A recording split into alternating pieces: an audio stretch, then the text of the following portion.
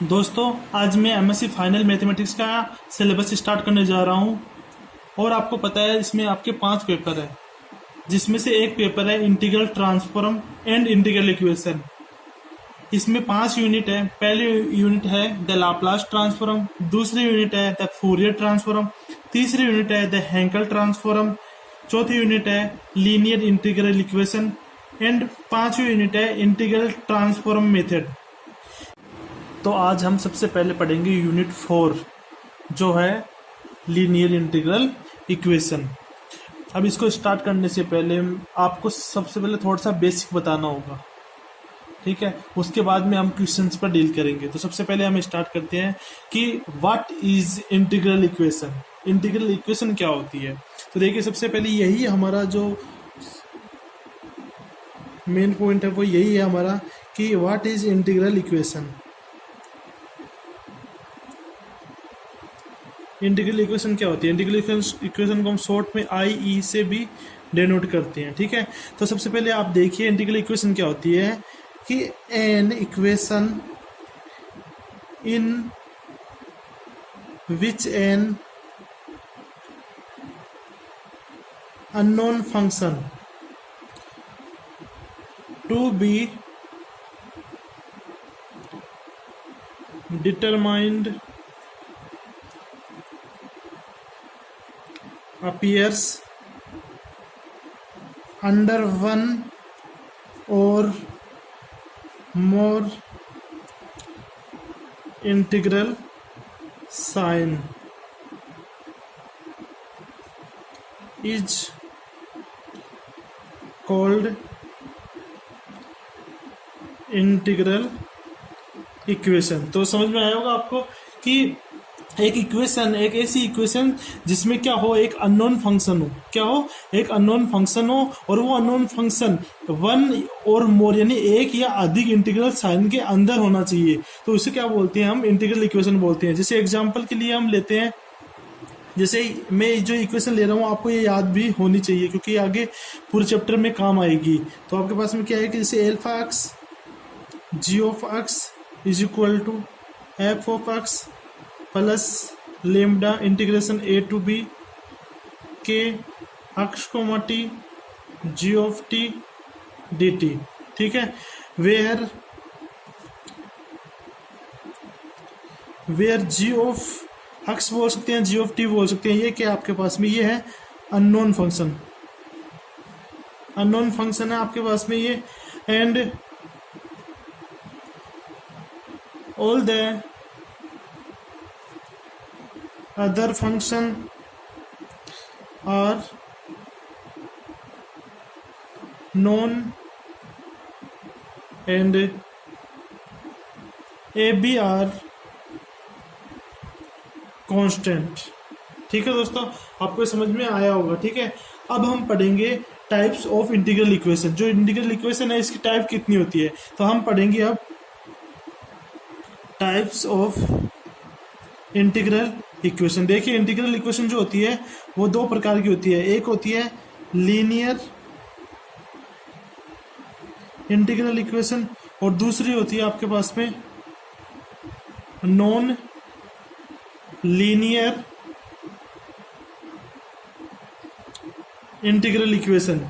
अब देखिए, linear integral equation है हमारे सिलेबस में केवल ये एक ही है, ठीक है। तो हम इसकी डेफिनेशन देखते हैं लीनियर इंटीग्रल इक्वेशन की कि an integral equation called linear integral equation if only linear operation are performed in it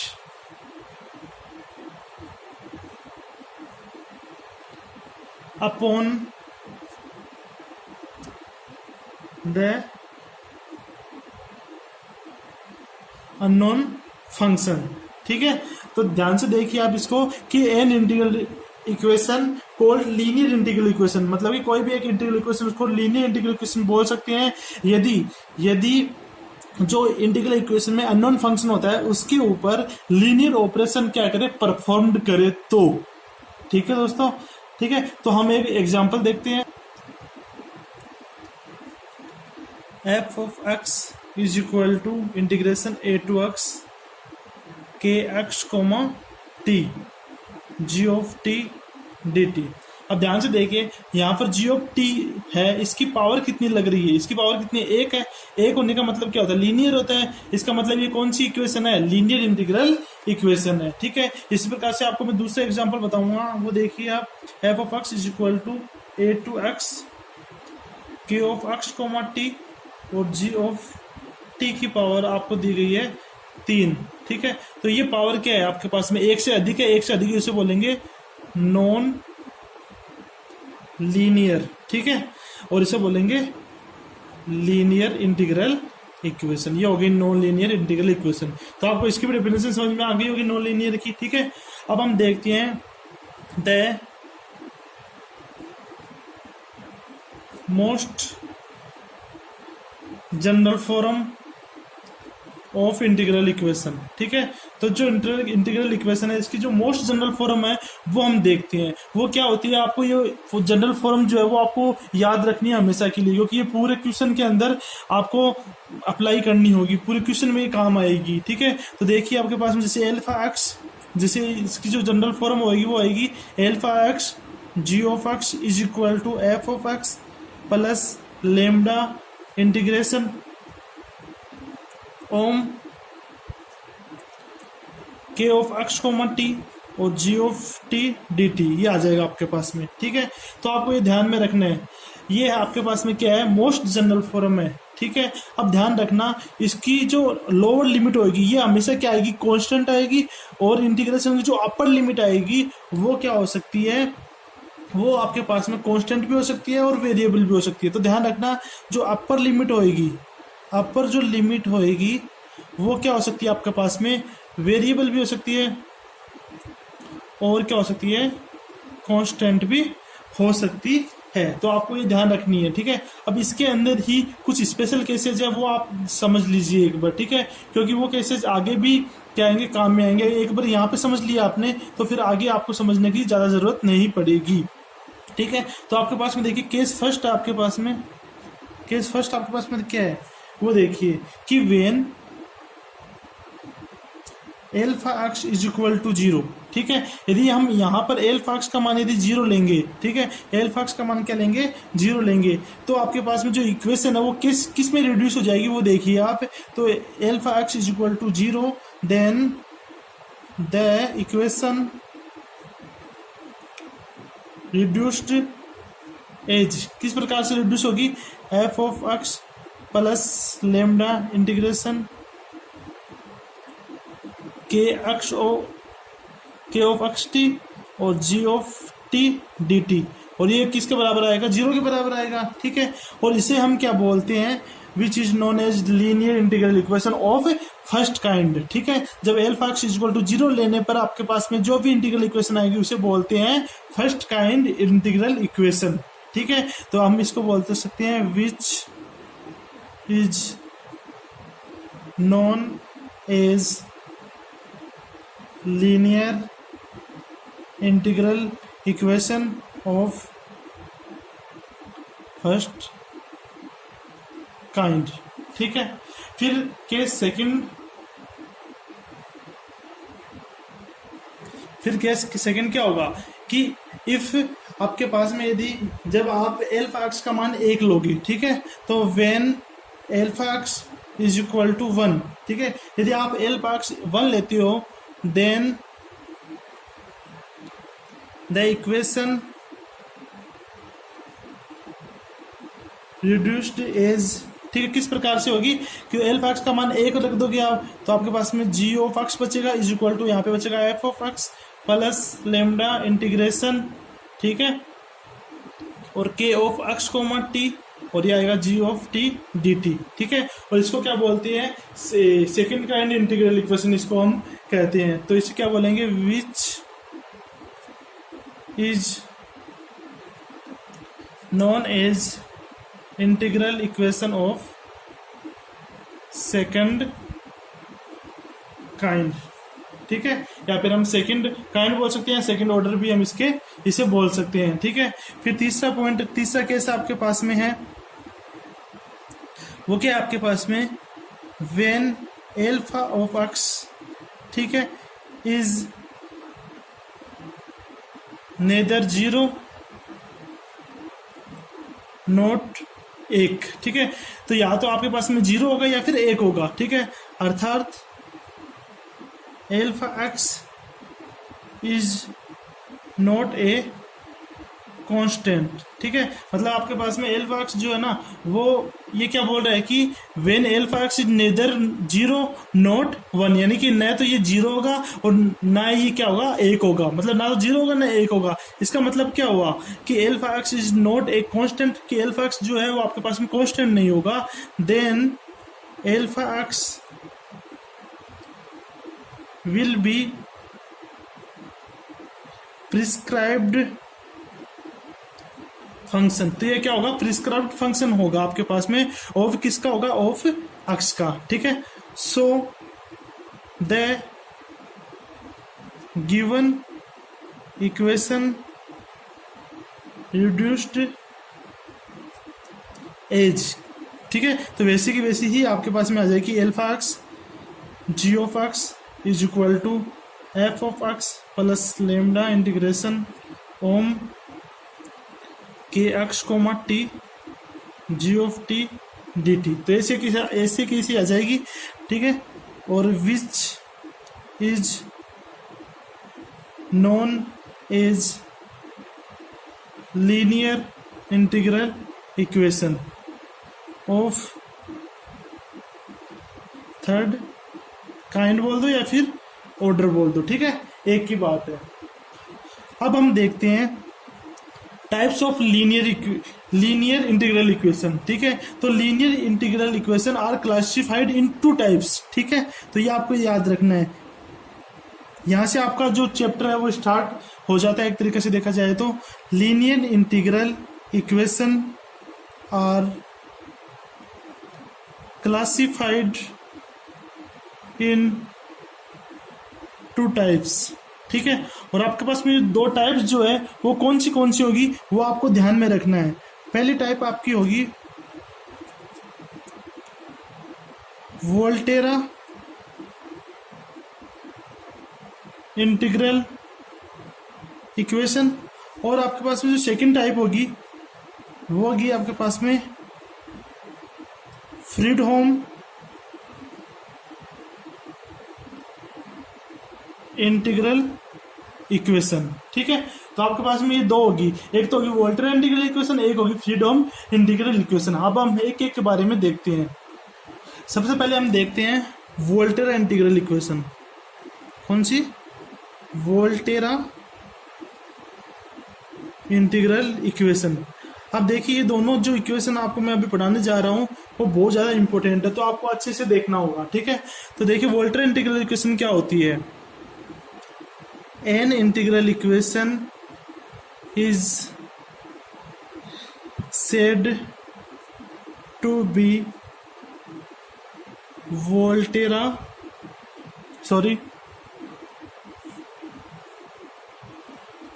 Volterra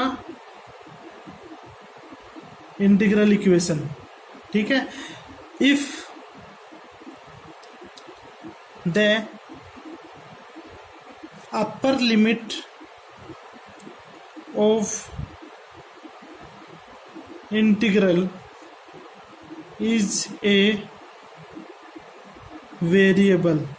दोस्तों आपको समझ में आ गया होगा कि आपने जो अभी जो जनरल फॉर्म पढ़ी थी इंटीग्रल इक्वेशन की, उसमें जो इंटीग्रल का साइन था उसकी यदि अपर लिमिट आपके पास के अंदर जो इंटीग्रल की जो अपर लिमिट है आपके पास में यदि वेरिएबल हो तो आप उसको कौन सी इंटीग्रल इक्वेशन बोलेंगे, वोल्टेरा इंटीग्रल इक्वेशन। जैसे मैं आपको जैसे एग्जांपल्स के माध्यम से आपको बताता हूँ मैं कि जैसे alpha of x g of x is equal to आपको दिया गया है f x plus lambda integration, ठीक है। पहले मैं आगे का लिख देता हूँ पूरा, k x comma t g of t d t. अब यहाँ पर देखिए जो नीचे की जो लोअर लिमिट होगी ये हमेशा क्या आएगी, ए आएगी, मतलब कि हमेशा ये कोस्टेंट आएगी, ए के आपके पास में यहाँ पे कोई कोस्टेंट है। और जो अपर लिमिट आएगी वो क्या आनी चाहिए, वेरिएबल आनी चाहिए। क्या आनी चाहिए, वेरिएबल। यदि अपर लिमिट वेरिएबल है तो उसे हम बोलेंगे वोल्टेरा इंटीग्रल इक्वेशन। आपको याद रखने का तरीका यही है कि V4 वोल्टेरा और V4 क्या होता है, वेरिएबल होता है, ठीक है। तो वोल्टेरा इंटीग्रल इक्वेशन से भी बात करेंगे तो अपर लिमिट क्या आएगी आपके पास में, वेरिएबल आएगी। और आपको भी पता है यहाँ पर जी ऑफ टी क्या है, अननोन फंक्शन है, अननोन फंक्शन आपके पास में। और जो के एक्स कोमा टी और एफ एक्स जो आपके पास में, के एक्स कोमा टी और जो एफ एक्स है आपके पास में, ये क्या आपके पास में नॉन फंक्शन है। तो आपको ये ध्यान में रखना है, ठीक है। अब हम देखते हैं वोल्टेरा इंटीग्रल इक्वेशन है, इसके टाइप, इसके तीन टाइप, मतलब कि तीन प्रकार से हम बोल सकते हैं इसको, या फिर आप ऐसे बोल सकते हैं कि इसके तीन केस होती हैं, ठीक है। तो हम देख सकते हैं, देखो T Y P types of Volterra integral equation. अब देखिए types of Volterra integral equation देखिए क्या होगा आपके पास में। सबसे पहली बात करते हैं, देखो मैं आपको शॉर्ट में लिखा रहा हूँ और आप जो लॉन्ग में है वो आप खुद लिख लेना, ठीक है। देखिए when alpha x is equal to आपके पास में 0 है, तो आपको वही लिखना है जो हमने पहले लिखा था। जो ये इक्वेशन है इसको हम 1 मान लेते हैं, ठीक है। इस इक्वेशन के अंदर ही आपको वैल्यू पुट करनी है। यदि एल्फा एक्स का मान यदि आप 0 पुट करोगे इसमें, तो आपके पास में क्या आएगा, आपके पास आएगा f of x plus lambda integration a to x K x comma t g of t d t, ठीक है, इज इक्वल टू 0, ठीक है। तो इस इक्वेशन को हम क्या बोलते हैं, ठीक है, is known as Volterra integral equation of first kind. तो ये क्या हो गई, वोल्टेरा इंटीग्रल इक्वेशन हो गई फर्स्ट काइंड। हमने अभी देखा था जो मोस्ट जनरल फॉर्म देखी थी, उसके अंदर हमने 3 केस देखे थे ना, वही सेम टू सेम केस आपको यहाँ पे लिखनी है। तो हम इसे क्या बोल सकते हैं, ये जो इक्वेशन आई है is known as Volterra integral equation of first kind, ठीक है, समझ गए, ठीक है। इसके साथ में अगर आप केस सेकंड भी देख लो, देखिए कि when alpha x is equal to, आप यदि 1 लेती हो, ठीक है, देन द इक्वेशन फर्स्ट जो आपके पास में कैन बी रिड्यूस एज, ठीक है, आप पूरा लिख लेना।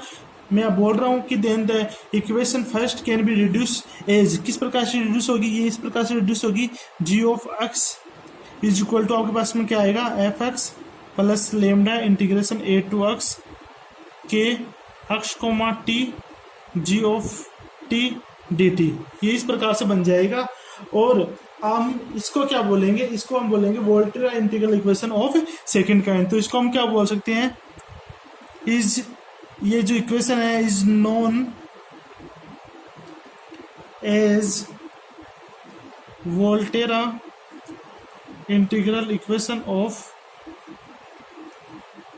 सेकंड काइंड, ठीक है। अब देखिए केस तीसरा केस देखिए, आप जो केस थर्ड है वो देखिए, वो क्या होगा। अब ये देखिए when alpha x is equal to 1 and f x is equal to 0। अब ध्यान रखना, ठीक है, वो जो हमने मोस्ट जनरल फॉर्म के अंदर तीसरा केस पढ़ा था वो थोड़ा अलग था और ये थोड़ा अलग है, ठीक है। तो ये क्या बोल रहा है कि वेन एल्फा एक्स का मान यदि हम 1 लेंगे और f x is equal to हम 0 लेंगे, ठीक है, देन इक्वेशन फर्स्ट जो हमने अभी पीछे लिखी थी, आप साथ साथ में नोट्स उतारते जाए ताकि आपको कहीं पे भी समझने में कोई प्रॉब्लम नहीं होगी। Equation first can be reduced as g of x is equal to f x का मान 0 हो जाएगा, यहाँ पे आएगा lambda integration a to x k x comma t, यहाँ पे आएगा g of t dt, ठीक है, यह बन जाएगा। और इस इक्वेशन को हम किस नाम से जानते हैं, इज नॉन एज, अब ध्यान रखना जब भी हम एल्फा एक्स का मान 1 और एफ एक्स का मान 0 लेंगे तब इस इक्वेशन को हम होमोजीनियस वोल्टेरा इंटीग्रल इक्वेशन के नाम से जानेंगे, ठीक है। तो ये हो जाएगी is non as homogeneous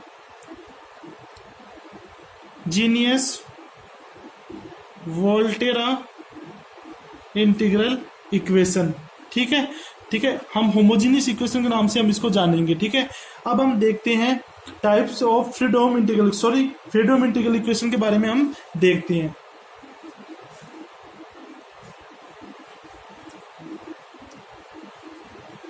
फ्रीडोम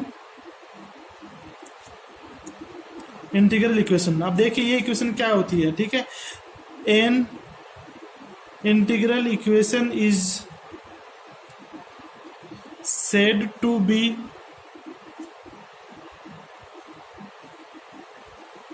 Fredholm integral equation if the upper limit of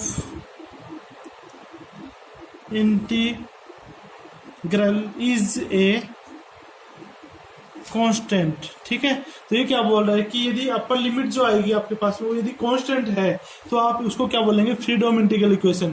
तो याद रखना, यदि v for variable, v for Volterra, ठीक है, और जो बच गई फ्रीडोम इंटीग्रल इक्वेशन तो उसमें अपर लिमिट क्या आएगी, कांस्टेंट आएगी। ठीक है, तो हम इसको इक्वेशन को कैसे लिख सकते हैं, alpha x g of x is equal to f x plus lambda integration a to b k x comma t g of t d t, इस प्रकार से हम लिख सकते हैं। ठीक है, इसमें भी आप 3 केस बनाओगे।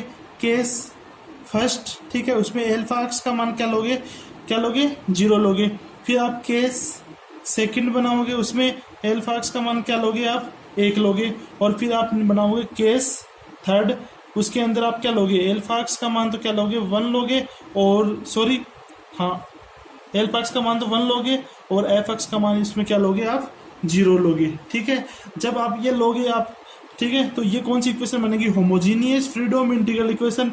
ये कौन सी बनेगी आपके पास में, Fredholm integral equation of second kind, और ये बनेगी Fredholm integral equation of first kind. तो आपको ये खुद से लिखना है, ठीक है, ताकि आपकी भी प्रैक्टिस हो जाए। अब देखो, इंटीग्रल इक्वेशन जो होती है वो और भी प्रकार की होती हैं, कुछ 1-2 और भी प्रकार की है जो हमारे एग्जाम में आ सकती है या फिर क्वेश्चन में आगे अप्लाई हो सकती है, तो आप ये भी समझ लीजिए। देखिए, सबसे पहले हम पढ़ते हैं सिंगुलर इंटीग्रल इक्वेशन। देखिए, सिंगुलर इंटीग्रल इक्वेशन क्या होती है, ध्यान से समझना आप इसको। ठीक है, if in an integral equation one or both limit of integration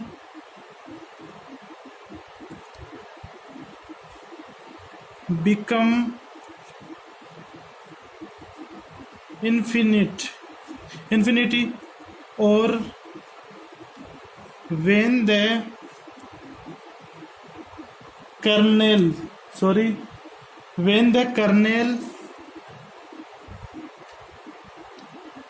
becomes infinities at one or more points within the range of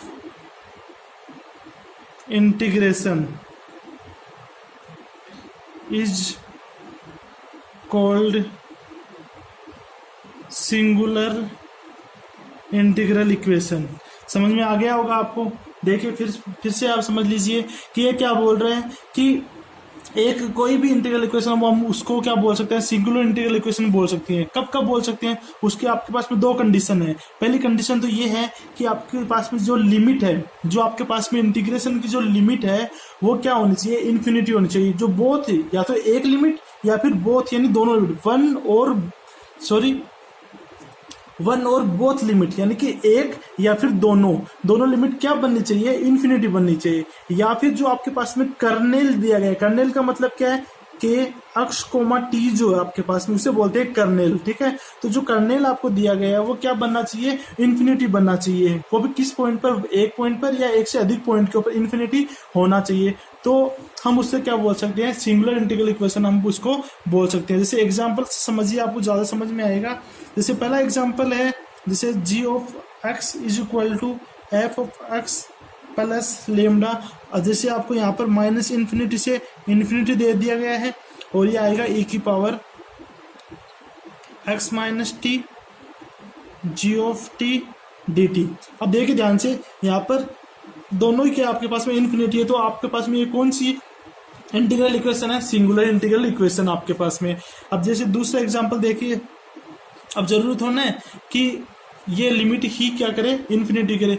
आपको ये कर्नेल जो दिया गया है, कर्नेल यही तो होता है ना, एक्स कोमा टी का जो फंक्शन होता है कर्नेल, ठीक है, इसी कर्नेल बोलते हैं हम, ठीक है। तो कर्नेल जो होता है वो भी क्या हो सकता है, किसी ना किसी पॉइंट के ऊपर इन्फिनिटी यदि हो रहा है तो हम उससे भी क्या बोल सकते हैं, सिंगुलर इंटीग्रल इक्वेशन बोल सकते हैं। जैसे आपके पास में एफ एक्स दिया हुआ है इज इक्वल टू 0 से x 1 upon x minus t की power alpha g of t d t, और एल्फा क्या होना चाहिए, ग्रेटर देन 0 होना चाहिए, मतलब 0 से बड़ा होना चाहिए alpha.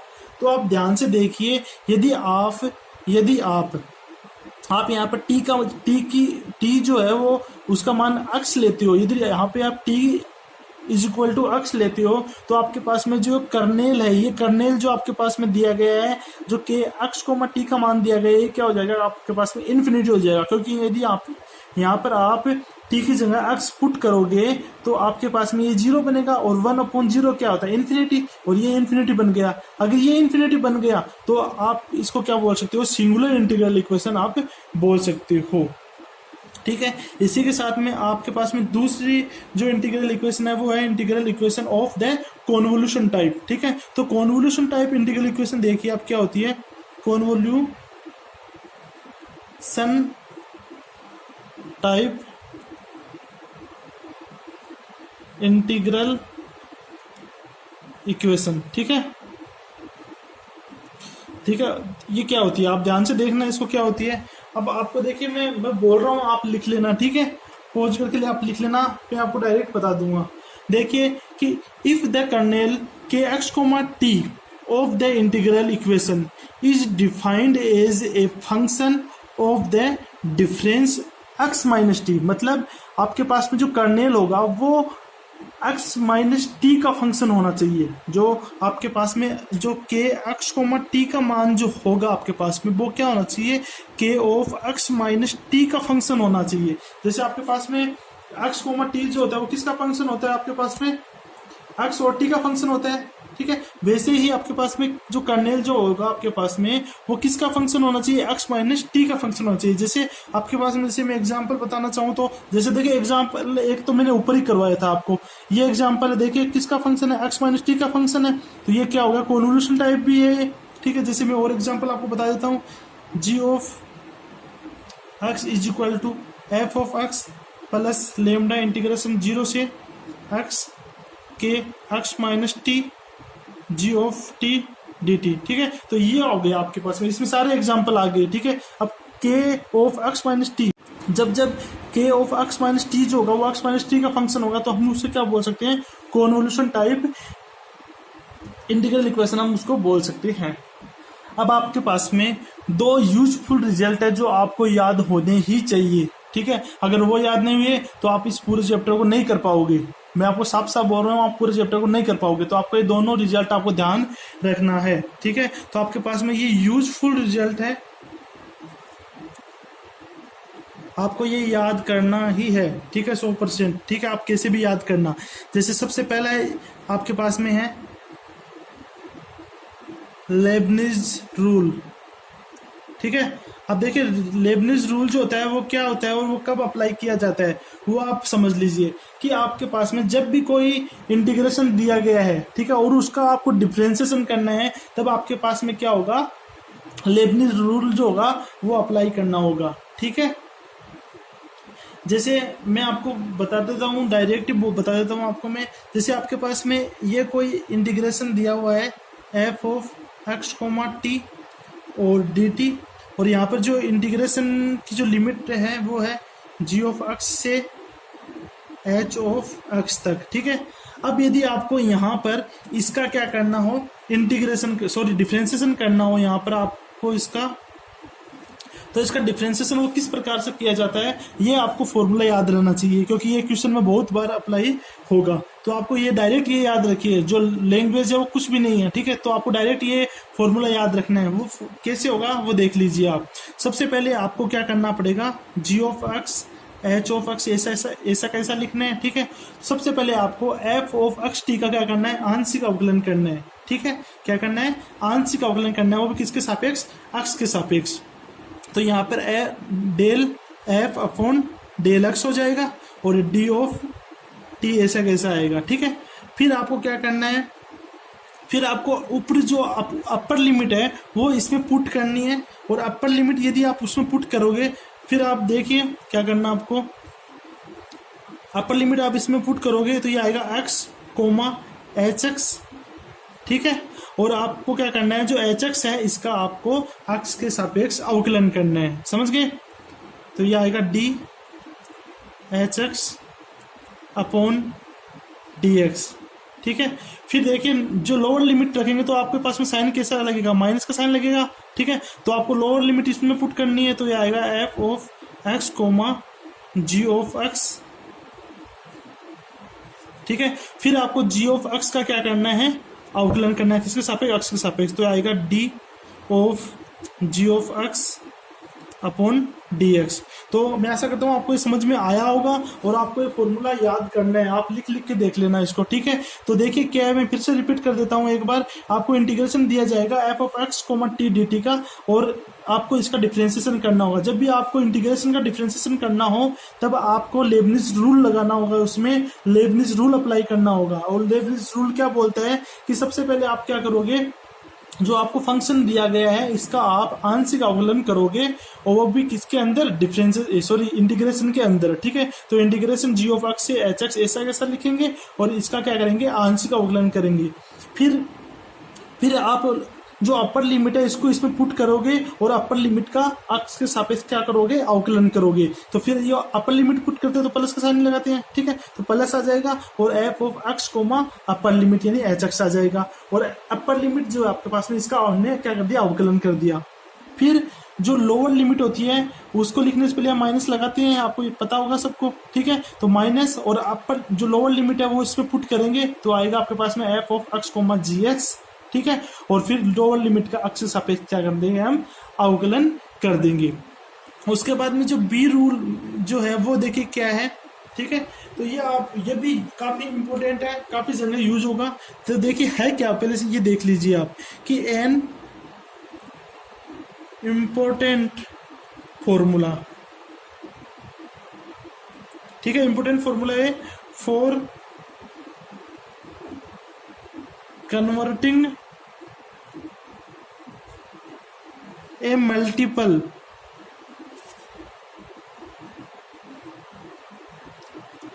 Integral into a single ordinary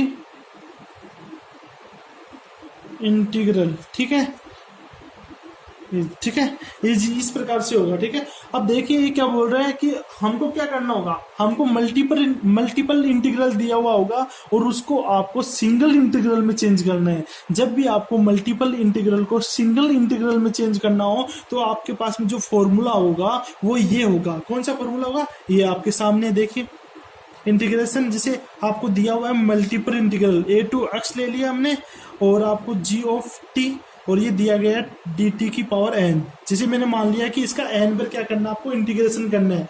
अब यहाँ पर एन बार इंटीग्रेशन करना है आपको, तो आप क्या करना पड़ेगा, इसको सिंगल इंटीग्रल में चेंज करना होगा। और वो चेंज किस प्रकार से किया जाता है वो देख लीजिए आप। लिमिट ऐसे कैसे लगेगी, ए टू एक्स, ठीक है। यहाँ पर क्या आएगा, पावर कितनी है, एन है ना, ठीक है। और किसके सापेक्ष कर रहे हैं अवकलन, टी के सापेक्ष, ठीक है। और जो इसके अपर लिमिट है वो किसका फंक्शन है, एक्स का फंक्शन है। तो यहाँ पर एक्स का फंक्शन माइनस यहाँ पर किसके सापेक्ष और टी के सापेक्ष, टी आएगा, और इसकी पावर आ जाएगी आपके पास में एन माइनस वन, ठीक है। सॉरी ये एन माइनस वन है, एन माइनस वन, ठीक है। और अपॉन में क्या आएगा, ये जो एन माइनस वन है इसका फैक्टोरियल, ठीक है, और फिर आएगा जी ऑफ टी डी टी, ऐसा कैसा आ जाएगा। ठीक है, तो आपको फिर से देख लीजिए, जब भी आपको मल्टीपल इंटीग्रल, देखिए एन बार इंटीग्रल करना पड़ रहा है इसका, ठीक है, तो मल्टीपल इंटीग्रल दिया हुआ हो और आपको उसको सिंगल इंटीग्रल में चेंज करना हो तो वो कैसे करेंगे हम, वो देख लीजिए आप कैसे करेंगे। हम जो अपर लिमिट है ये किसका फंक्शन है, वो माइनस किसके सापेक्ष हम समाकलन कर रहे हैं, माइनस टी, वो आ जाएगा। ठीक है, और इसकी पावर जो आएगी वो क्या आएगी, कितनी बार हम इसका समाकलन कर रहे हैं, ठीक है, उसमें से एक कम करके लिखना है और अपॉन में क्या आएगा n-1, यहाँ पे जो आएगा उसका फैक्टोरियल नीचे लिखना है। तो आपको ये फॉर्मूला भी अच्छे से याद करने हैं। ठीक है, अब हम नेक्स्ट वीडियो के अंदर हम क्वेश्चन को सोल्व करेंगे। उससे पहले आप ये जितने भी मैंने आज फॉर्मूले करवाए हैं, जितने भी मैंने डेफिनेशन बताई है, आप उनको अच्छे से याद कर लेना ताकि आप आगे क्वेश्चन आपको बहुत अच्छे से समझ में आ पाए। धन्यवाद।